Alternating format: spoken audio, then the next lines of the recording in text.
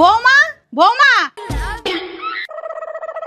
এই বউটাকে নিয়ে আমার জীবনটা শেষ হয়ে গেল।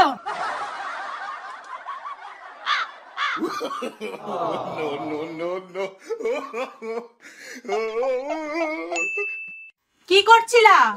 মা একটু ব্যায়াম করছিলাম। ব্যায়াম করছিলা না? তাহলে মোবাইলের স্ট্যান্ডটা এখানে কি করছে?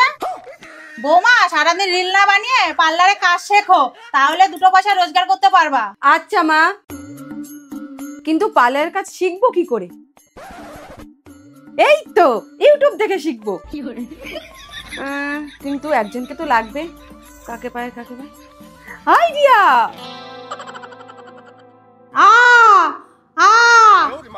সরো তো তুমি। গোপ কোনোদিন এইভাবে তোলা যায়? তোমার দ্বারাই পার্লারের কাজ হবে না, তুমি সেলাই শেখো গা। ঠিক আছে, কিন্তু ইউটিউব দেখে তো আর সেলাইয়ের কাজ শেখা যাবে না। যাই পাশের বাড়ির ঝুমা বৌদির কাছ থেকে শিখে আসি।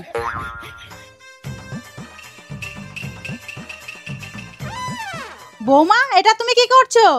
কাটিং করছি, কাটিং। তুমি আমার শাড়িগুলোকে কাটছো কেন? মা, পাশের বাড়ির ঝুমা বৌদি বললো সেলাই করতে গেলে আগে কাটিং শিখতে হবে।